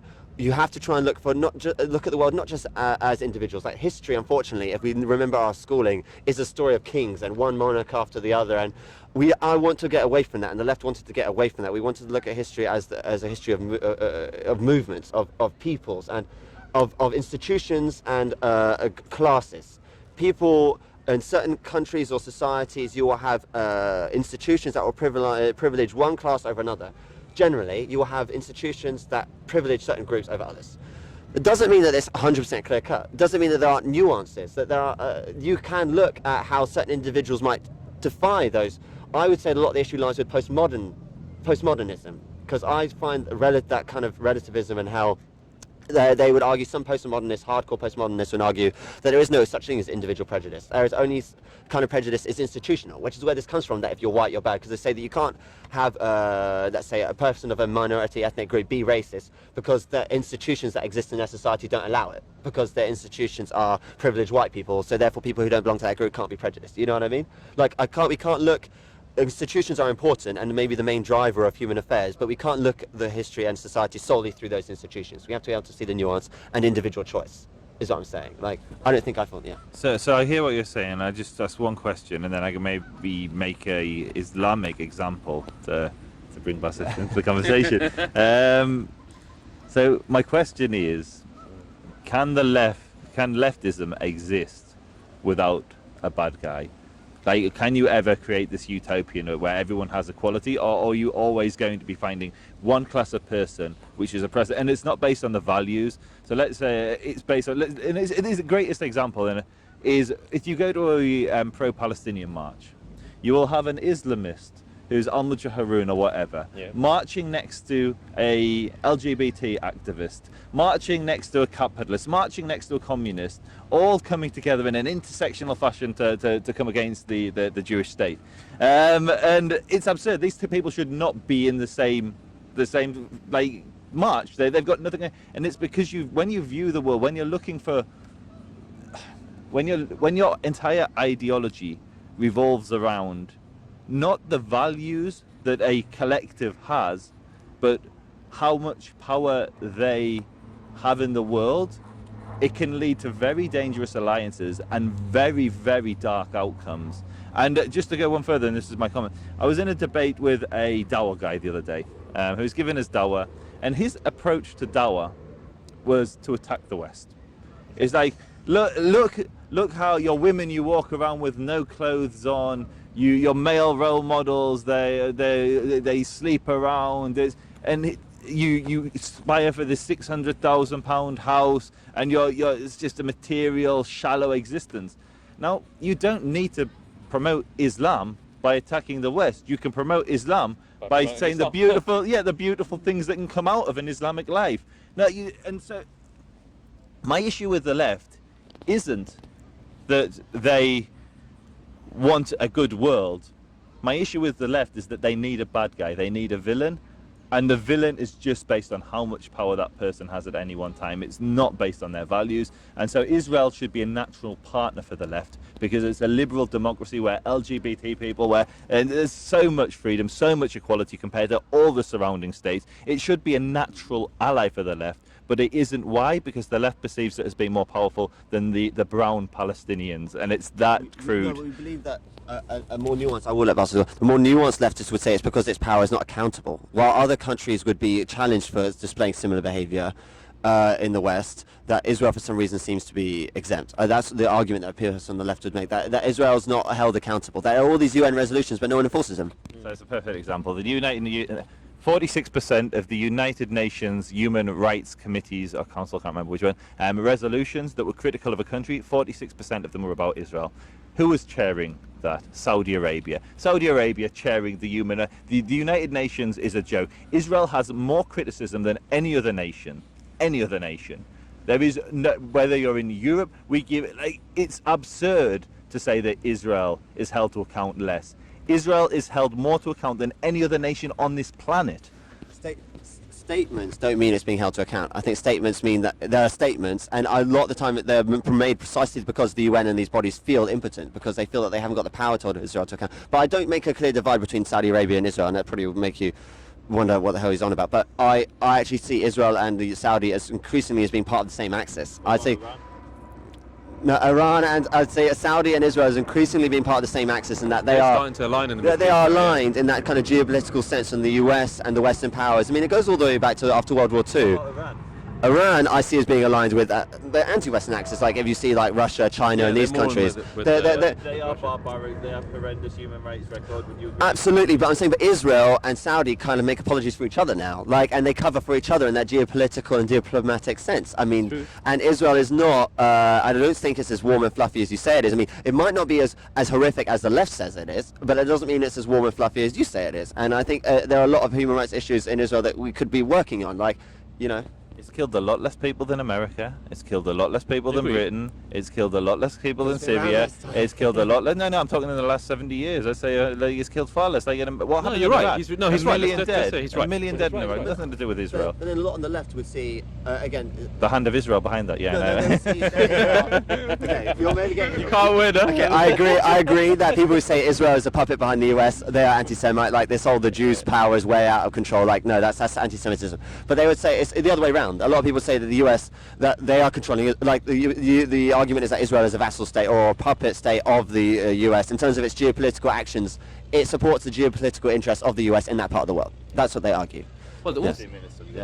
Okay. No, but obviously that the foreign policy connection between the US and Israel is there for everyone to see. Obviously, this I don't know if this has shifted yet, but up until relatively recently, the largest population of Jews in the world was still in the US rather than Israel. Obviously, so there's going to be an impact. Yeah, so it's going to have an impact for sure, right? But I want to get back to the point about.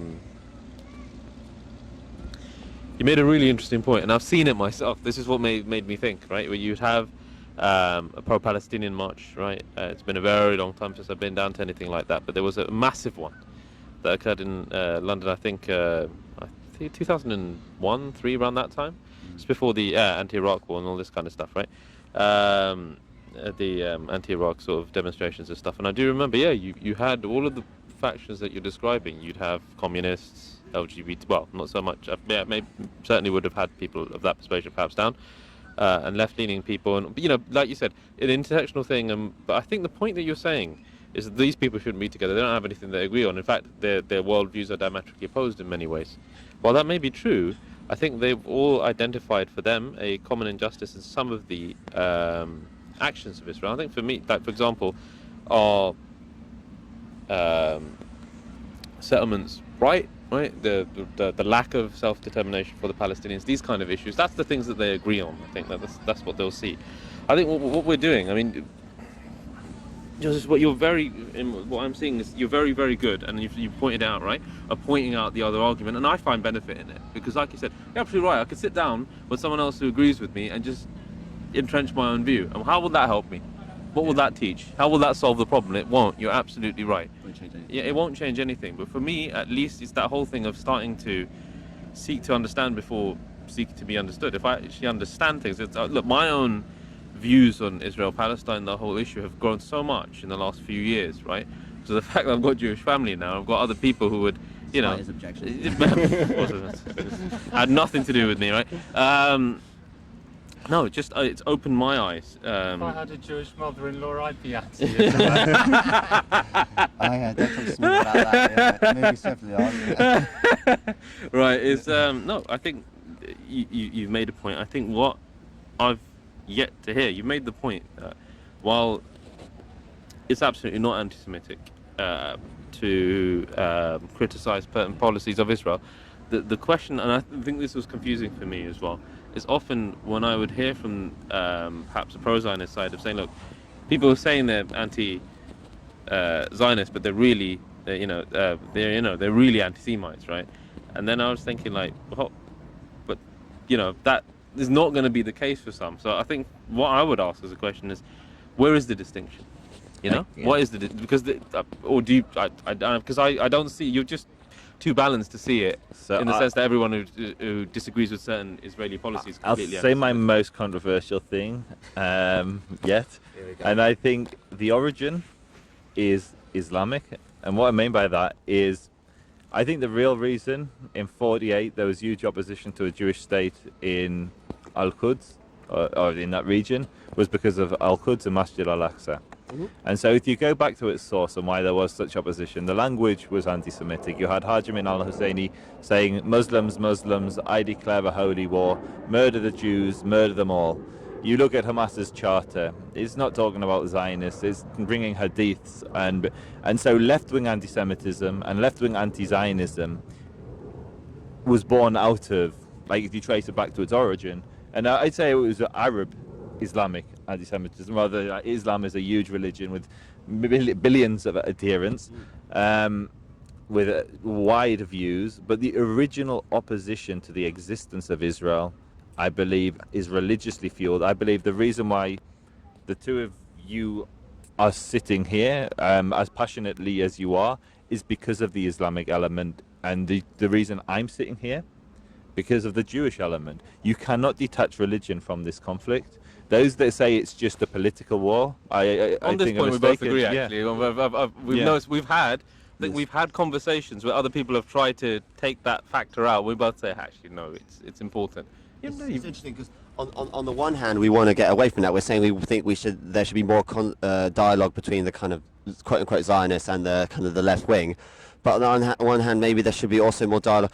Well, no, there is already a lot of dialogue, but if you look at that, a lot of the dialogue between Jews and Muslims today, it skirts around the issue of Israel. They're trying to avoid a whole lot. They're trying to avoid that issue when maybe we shouldn't be avoiding. Maybe we should look at the flaws in our own narrative and our own. I think we could shine a light on a lot of the kind of extremist views in each of our religions, and to kind of include that aspect of the narrative, maybe. I completely agree. So I do interfaith, but I don't do conventional interfaith.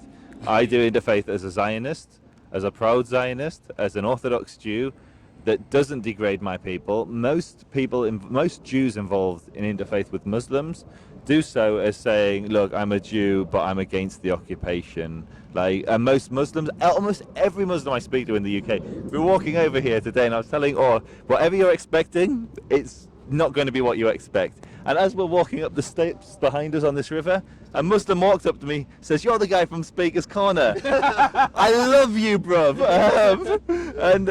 And the issue isn't Jews and Muslims. Most Muslims I know love Jews, like genuinely. What they have an issue with is Israel and Zionists. And why do they have an issue with Israel and Zionists? Over all the Muslims getting killed in Israel is tiny in comparison to the conflicts like Yemen's in flames, Syria's in flames. Like wherever you go, there is so much far bloodier conflicts that Muslims are suffering under.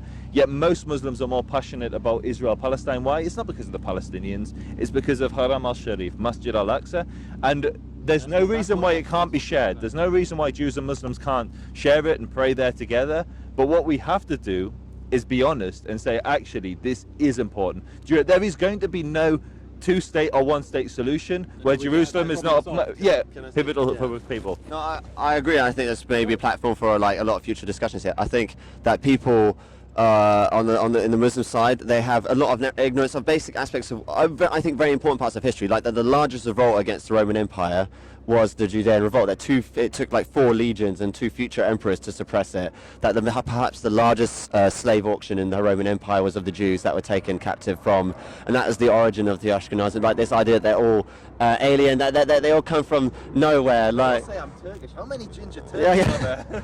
You know what I mean? This idea that all the Jews that are European have no connection. Like just a basic knowledge of Jewish history would help. Like, you know. But then on the other hand, you have Jewish people who believe that Muslims are like devil worshippers and that we want to kill them all, and like, you know what I mean? There's a lot of ignorance on both, and just a little bit of extra knowledge of Islamic history and Jewish history, and they're both independently of each other and how they're shared, and all of that could go a long way. Like, no, completely agree. And what you said is true. Just as there is really bad anti-Semitism in the Muslim community, and disturbingly, among people that identify as being very far right, and Muslims in the UK, Muslims are more likely to question the Holocaust. Like, the far right has a reason to question the Holocaust.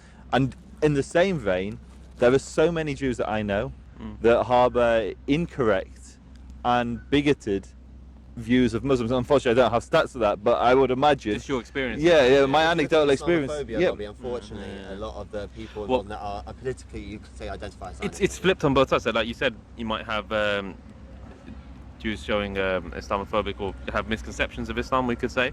Then you'd have Muslims perhaps leaning towards Holocaust deniers. Why? Because of the landscape they find themselves in, right? So I think what Sean has made a point. So what work we've got to do, the important work we've got to do in our communities moving forward, is actually detach those things. Let's face it, right? Having a conversation on the banks of the Thames is probably not going to solve the conflict itself. In Windsor, right? However, there's a Queen's Castle behind us. I was thinking to myself, right? This, however, is work that does need to be done, right? How many more communities can we actually put together? Because like you pointed out, historically, there have been long times where it's been really good between Muslims and Jews, right? There's been a lot of Jewish dialogue. No, but there's been very good coexisting societies. Why? Because theologically, Muslims and Jews are far closer than Muslims and Christians, actually, right? It makes a lot more sense. Even if you have a look at Sharia and Halakha, all these kind of, so much more similar. And I realised this myself. The first time I actually had a Jewish friend was when I went to university in when I was in the early noughties, right? And I realised how similar we were, and it shocked me, right? And everyone else. That's the thing. It shouldn't. No, but it did. But how big is the Jewish community in Slough? It's not, is it? Right? It doesn't exist there, right? Right? There is. I mean, there's a synagogue, a liberal synagogue, perhaps down in. The first time she met a Jewish person before. Samina said the only Jewish person she met before me was a guy in London who didn't want to be served by her. In a sense, I don't know if that's correct, because she was in medicine, and he didn't want to be treated by her. And then she was like, "I hope they're not all like that." And then she met me. Yeah, well, I'm going to pop round and get a paracetamol on the way home. To prove that right. So, I mean, this is the thing. So actually, I think there's real work that needs to be done here. I'm going to throw something really controversial, and I'm sure you won't agree with this. But if you turn the clock back 200 years ago, Christians weren't that pro-Jewish. Yet today, the biggest Zionist community in the world is evangelical Christians in America. If you listen to what they say, they use friends of the Jews. They don't want us to all get raptured and killed. It's not. They believe that those who curse Israel are cursed, and those who bless Israel are blessed. That's the main driving principle. I don't like the whole anti-Christian, like they all want to kill it. It's not the case. But what I was going to say is, with Islam, at the moment, I can't picture a world where you can really say, look, I'm a traditional, like, religious Muslim and a Zionist, because you get hounded. But in the reality, if you read the Quran, there is space for power. There's no reason why religiously Jews cannot return to Israel and live there alongside Muslims, and that can't be seen as a positive thing within the Ummah. It doesn't have to be like, here's a force coming and taking land from us. It's no, here's our cousins sharing a shared space, a safe space for Jews and Muslims to pray together. Can I ask? Well, in my ideal world, both from a political and my religious perspective, as I said, it would be beyond nation states. Like the only that we would all live in our own local communities. And I think this is the kind of largely, if you look at that, even the Salafi movement, like at its origins and the kind of when before it kind of separating it from the kind of more crazy elements, like the jihadi. Like if you look at the more peaceful Salafi movements and the quote unquote authentic Islamic kind of political schools of thought, they see it, an ideal Islamic organization of society as being largely local, that communities being largely autonomous. We shouldn't be thinking along these kind of nationalist lines. We should all be able to live side by side, and all religious preferences being welcomed or allowed. And when there is only time there should be conflict between religious groups is when one religious group prevents the practices of another. But actually there's very little in Judaism that is incompatible with Islam and vice versa if you practice both of those religions sincerely. Like our notions of idolatry are shared. Like we're both monotheistic. We don't allow, there are so many I don't see there really actually in a natural setting, in a vacuum as it were, there would be very little conflict would appear organically, maybe, if you see what I mean. But yeah. We're just on a time front. Yeah. 22. Yeah. So we'll finish off. I think.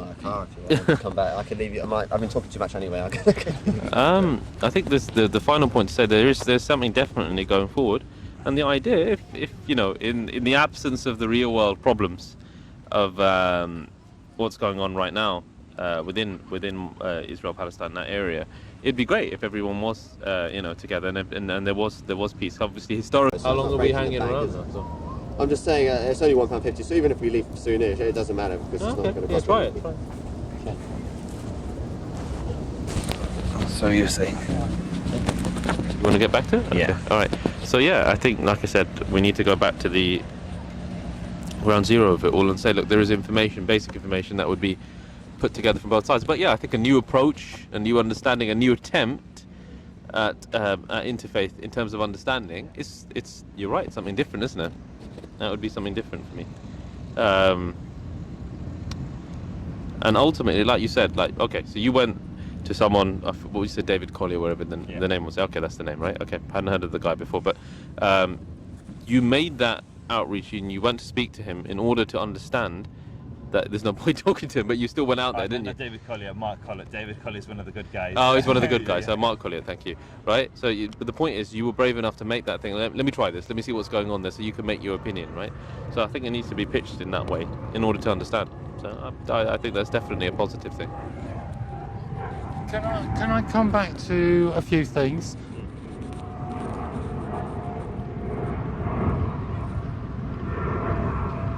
What's the problem? The plane. Oh, gotcha. Okay.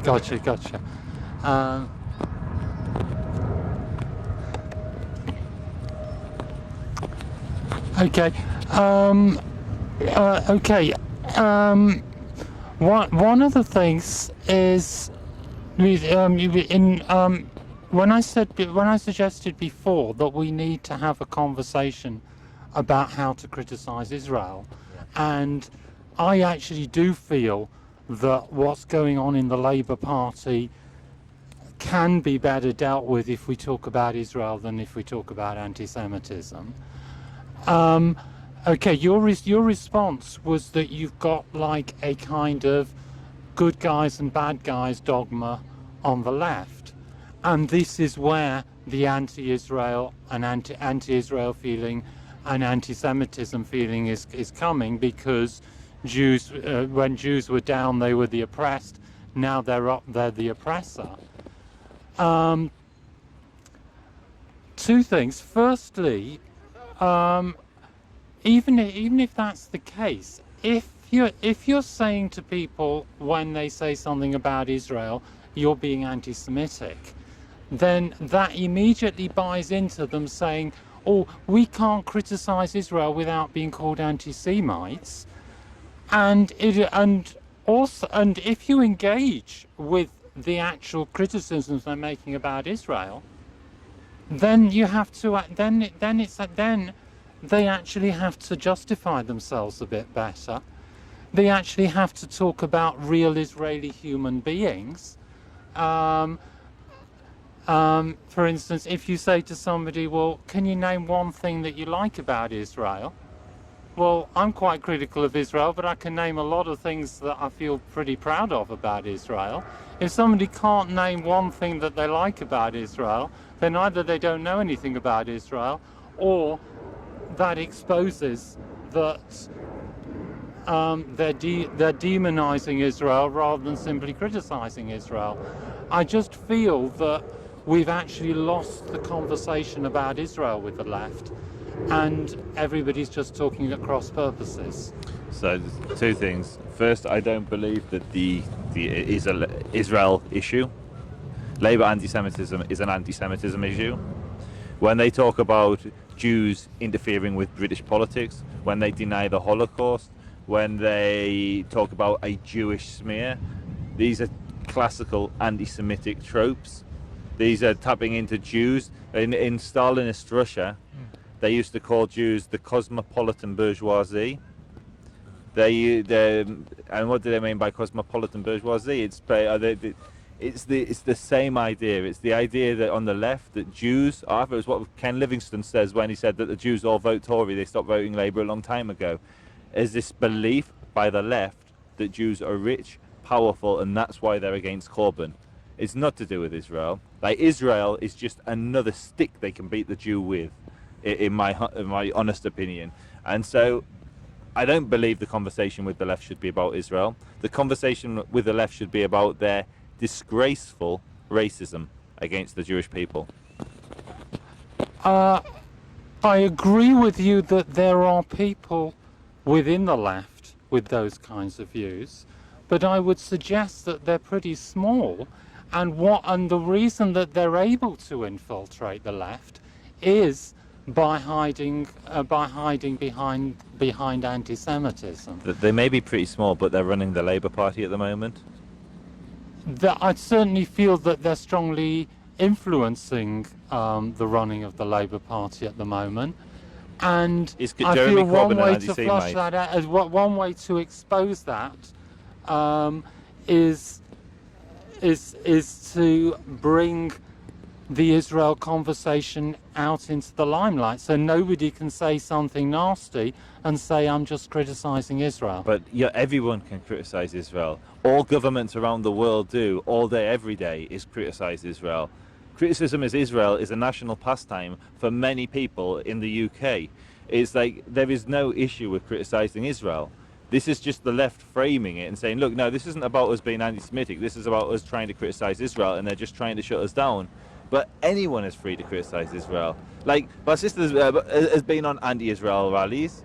He's free to do that in this country. No one's trying to stop him from rallying against it. Like, not that he do it now, but no one was trying to stop him then. Like, yeah. It's not true that you can't criticize Israel. It's like tangibly, objectively not true.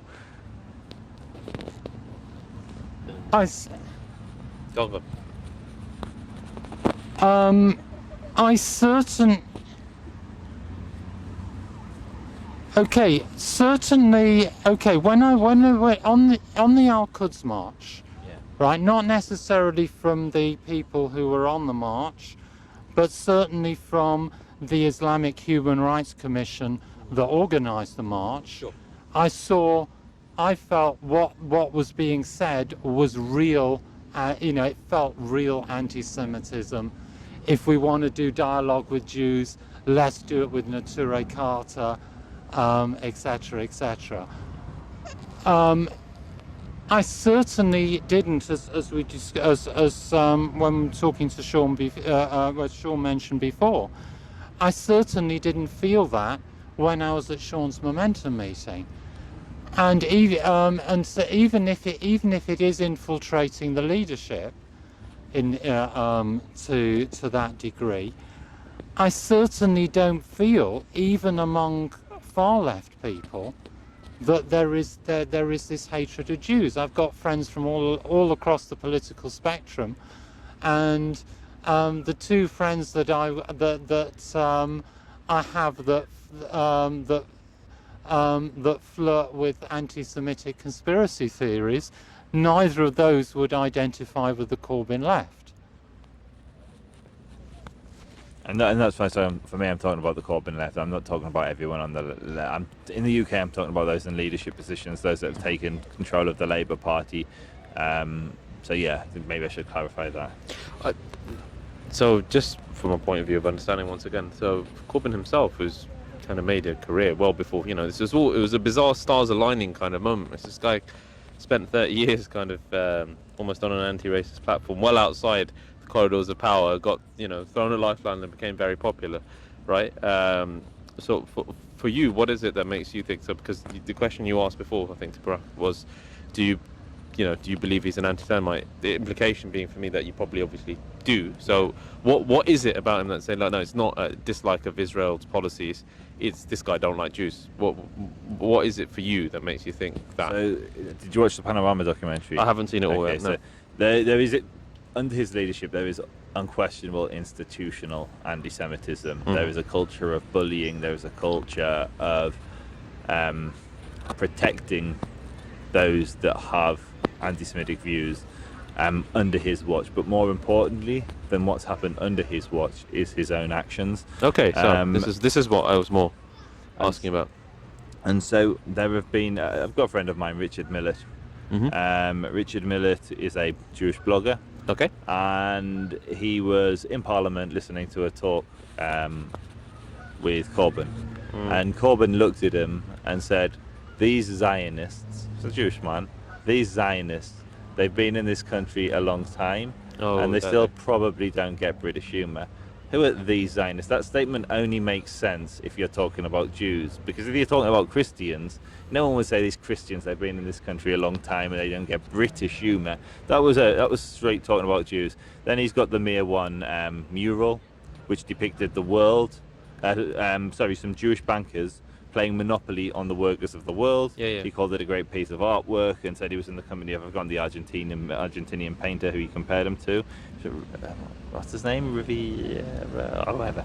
I remember the mural. Yeah, he's got the J.R. Hobbs, J.K. Hobbs book, which he wrote a tome to, which had a chapter on economic parasites, and it talked about this disgusting race, this ugly race, who are behind all imperial. I can't remember I'm not quoting it verbatim. I'm not quoting it correctly, but the idea was Jews were economic parasites. An entire chapter dedicated to this. He described it as a great tomb and wrote a foreword to it, heaping praise on it.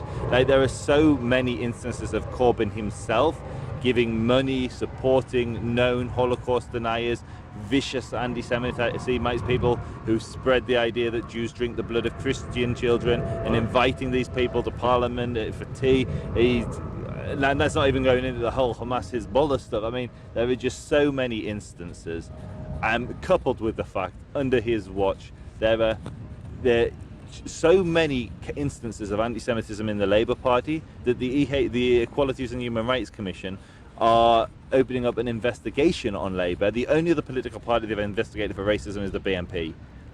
Let that sink in, that Labour Party under Corbyn is now being dragged down to the same level as Nick Griffin.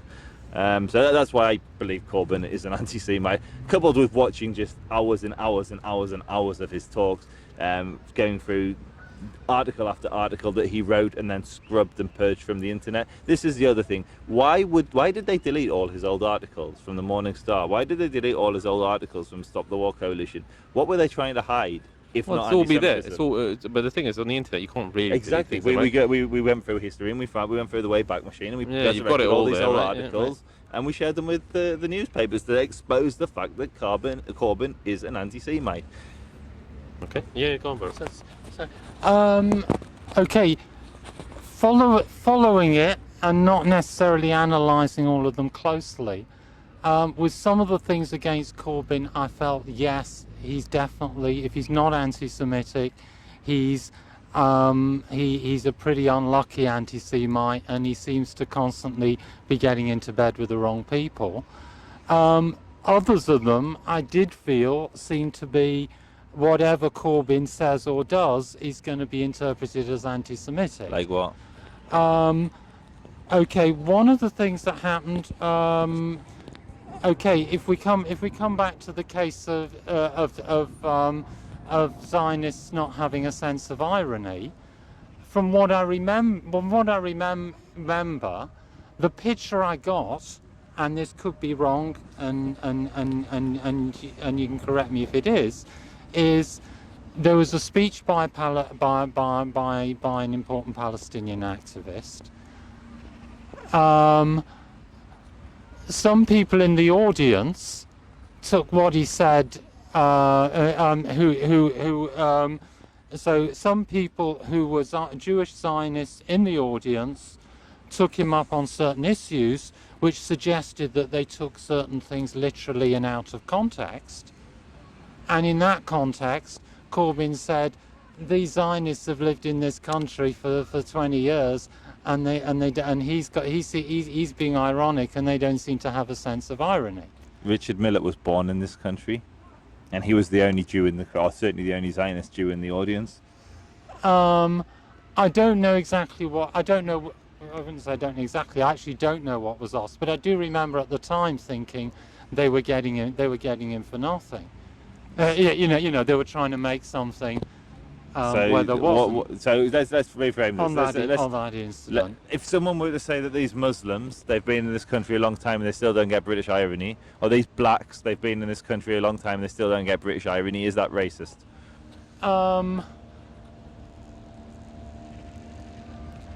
Okay, Zionist is a political cause. He's describing Jews. In a context where you're talking about... That makes no sense that these Zionists have been in this country for a long time. He's talking about someone who's foreign, who's now living in this country. He's talking about Jews. If it was somebody... If the topic wasn't about Israel, then he'd be talking about Jews. But if a Jew who's a Zionist asks a question, makes a point about Israel... What does it mean, these Zionists? It makes no sense. Are you talking about Christian Zionists from Scotland? I'll say things... Okay, I have in my time said things like feminists have got no sense of humour. Now, that wouldn't be... Okay, that wouldn't be the same. You might say that's distasteful. But it wouldn't be the same as saying women have got no sense of humour. How does it make any sense, that statement, if he's talking about a Zionist Jew from Scotland? Because a Zionist Jew from Scotland. Because he's asking the question. From because he's asking the question or making the point as a supporter of Israel. No, who's he talking about? When he says they've been in this country probably a long time, is he talking about people who adhere to a Zionist ideology, or is he talking to Jews? It does not make sense. If you're talking about a Zionist ideology. From what I know, what Corbyn's answer was that he was talking about specific Jewish supporters of Israel who asked questions. So this person was born in spoken. the UK. Yes. So he's talking about Jews. It's the Jewish aspect he's talking about when he's saying they've been in this country a long time. It's not the Zionists. Like, it makes no sense. Like, it's like me saying, like, these geographers, they've been in this country for a long time and they still don't get British irony. It makes no sense.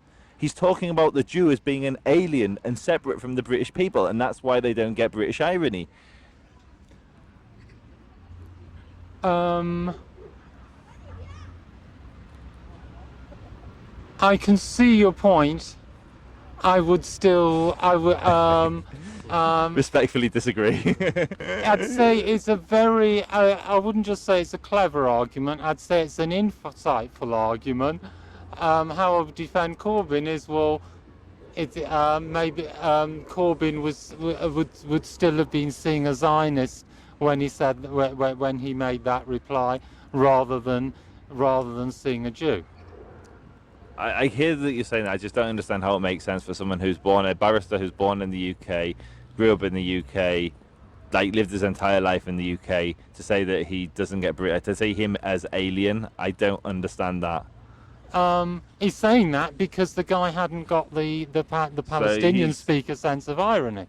So he's separate from the rest of Britain somehow. he's acted separate from Britain somehow on this occasion by taking something ironic literally. Okay, in that case, I respectfully disagree with you, Baron. Fine, Which is fine. Which is fine. Right. Okay.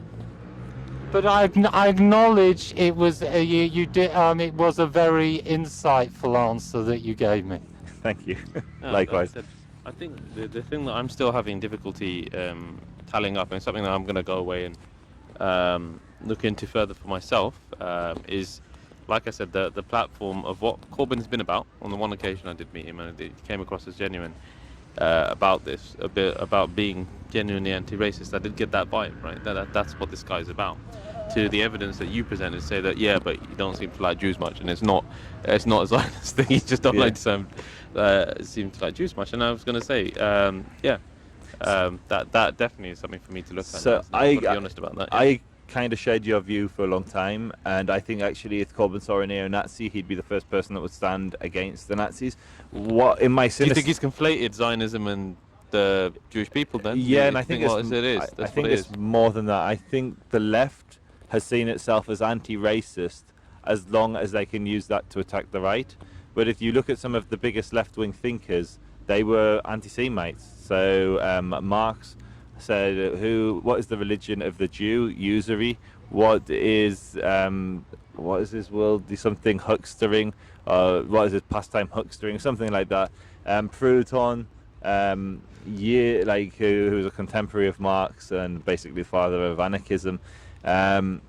He famously said 100 years before the Holocaust that the French should drive out the Jews from France, and that for those that don't leave, we should exterminate them. Like hardcore racist anti-Semitism. And there's this belief on the left that you can't be left-wing and racist. You can be left-wing and racist. And anti-racism, in my opinion, is used by the left as a means to attack their political opponents. And the minute that racism is discovered in their own ranks, they close rank and they pretend it's not there. Right, rather than dealing with the issue to root it out, is what you're saying. I think there's a point, something that the concept of institutional racism, I just wanted to go back into that point quickly. The idea that if someone's white and in the power structure, right, they may be more likely not to see, or they might be more, predisposed to be racist and all that kind of stuff. That may well be true, but then this idea that just because someone's black and of the oppressed class, they can't be racist. That's ridiculous. Let's face it. But then the person so let's take that theory and run with it. So a black person turns up, and I think white people are all devils, right? You get the Nation of Islam crackpots. No, they're not racist because they're black. Come on, I mean, it's like at a certain point, yes, to say the point that it's harder for people who have that privilege to see it, for sure. I've seen that, right? It's that whole thing of I don't know. There was that book about why I don't talk to white people about race or whatever. It's sometimes to explain to someone. When they're born up, when they've been born into a certain, class or whatever, right, and they don't see their privilege as privilege. That can be a difficult conversation for some people to see, and I've seen that's difficult to have. So definitely there's been lots of food for thought here. But I think that, like I said, I'm going to hammer that point at the end. The idea of creating some sort of platform of how to engage more effectively Jewish and Muslim communities around here where we're based in Southeast or the UK, right? To do to get to the root problem that's preventing peace, which is the fact that religion plays an important role here, right? In the issue of the state of Israel, and with Quds itself, with Palestine itself, with Jerusalem itself, that I think is a genuine. It's a gap, and there's a lot of work to be done there, because I think there's things we need to understand in more depth, right, about what are the barriers to overcome.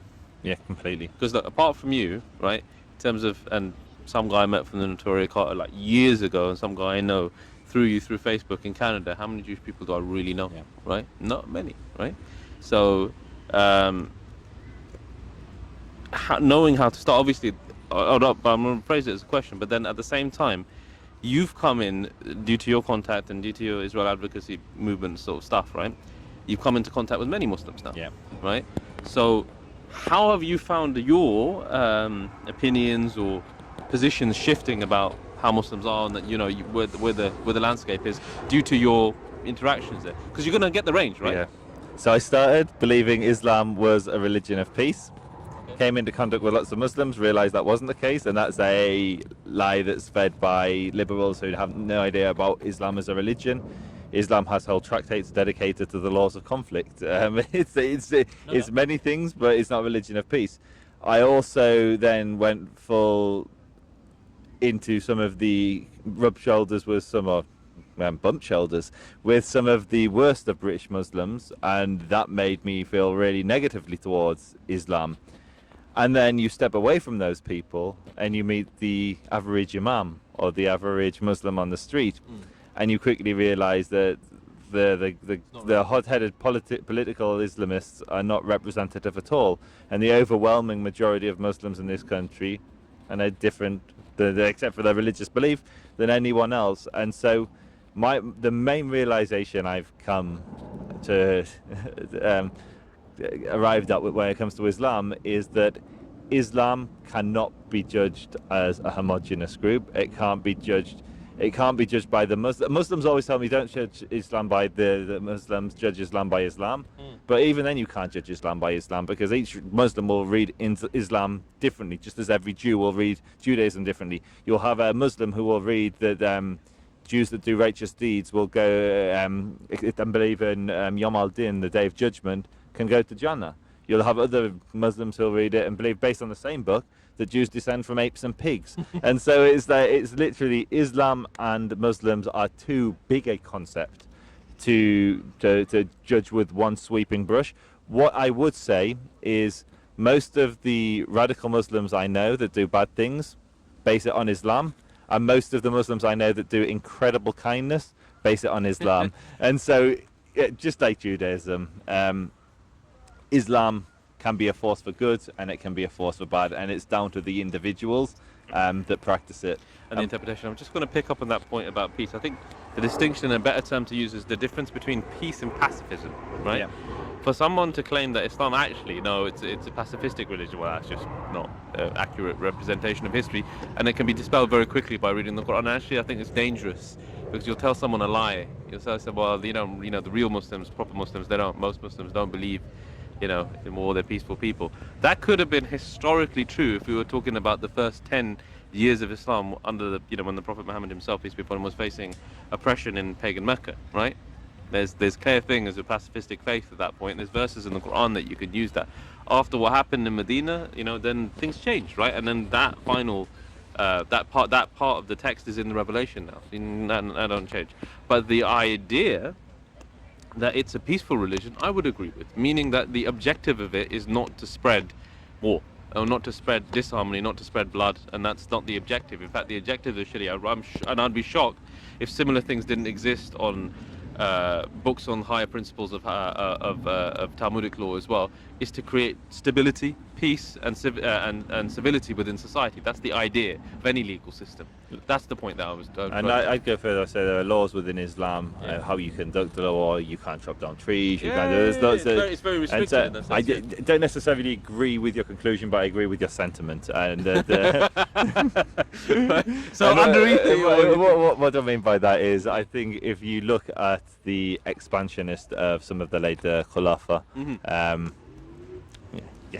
so if you look at the expansions of some of the Khulafa, all of the Khulafa expanded their territory, and I would say that Islam is quite imperial in nature, and I'm not a leftist. I don't think imperialism is necessarily a bad thing. You're just saying it as it is, basically. Yeah. So if you look at most of the advancements that mankind has gone through, it's happened under empire, and as you said, Islam can organise a very joined up society, which can offer equalities for people that live within it. But I don't take the sugar-coated Islam. I like, these were soldiers that went out and captured territory and captured, in cases, even people. But these were different times. It's not today. And the Muslim who lived in the 8th century or the 7th century is not the Muslim that lives today in Windsor. It's a completely different world. There's one thing I would say. Same with Judaism as well, by the way. Yeah, for sure. One thing I would say about that, right? This used to be when I was younger. That's the conception I had. That this is the glory days of Islam. Things were expanding out and things were good, right? Good things happen. However, there's a spanner that's thrown into that works, and it's unfortunately I was shocked that I didn't hear about this.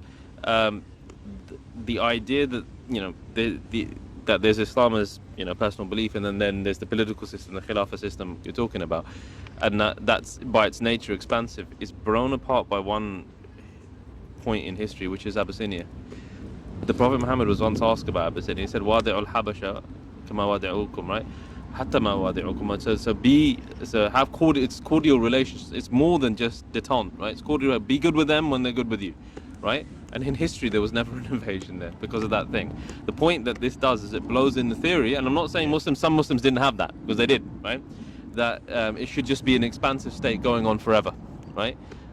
So no, I think in reality, it's a little bit more nuanced. Yeah, there were periods where they were looking to expand the state and the territories to implement Islam in, and then obviously the way all empires have done it historically. What do you do if you want a stable minority or stable conquered folk, right? You give them good rights, right, and you devolve power, and that was done very, very effectively, right?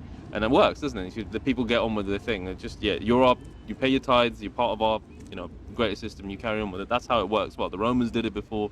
Obviously, the Sassanid Empire, they've done it before, and the Muslims have done it historically. You're absolutely right, on that point. But I just think that point needs to be read into history. And I think that's food for thought for me. I'm actually going to go away and read about this, because what you need to do, there's a guy that I want you to meet with. I think it's going to shift your view on a few things, because he shifted my view when I sat down, talked to him as a Saudi exile, and someone I think it would be really interesting to have that recorded and that conversation, on the historical stuff, because he's big into this thing, and I think he'll learn from you and they'll learn from them. And I think what we can do as a conclusion here, finding like-minded people is an important thing, because there's a lot of people that just want to blow up the argument and say on this side, on that side, right?